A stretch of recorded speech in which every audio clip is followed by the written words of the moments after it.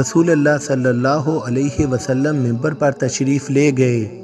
جب پہلی سیڑھی پر قدم رکھا تو فرمایا آمین، پھر دوسری سیڑھی پر قدم رکھا تو فرمایا آمین، پھر تیسری سیڑھی پر قدم رکھا تو فرمایا آمین، پھر اس کی وضاحت کرتے ہوئے فرمایا میرے پاس حضرت جبرائیل علیہ السلام تشریف لائے اور کہنے لگے اے محمد صلی اللہ علیہ وسلم، جو شخص رمضان کا مہینہ پالے اور اس کی مغفرت نہ ہو تو اللہ تعالیٰ اسے رسوا کرے۔ میں نے کہا آمین۔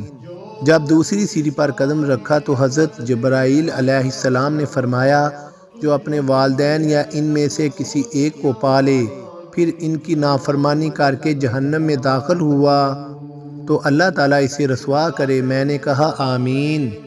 جب تیسری سیڑھی پہ قدم رکھا حضرت جبرائیل علیہ السلام نے پھر فرمایا اور وہ شخص جس کے پاس آپ صلی اللہ علیہ وسلم کا نام لیا جائے پھر وہ آپ پر درود نہ بھیجے تو اللہ تعالیٰ اسے رسوا کرے۔ کہیے آمین۔ میں نے کہا آمین۔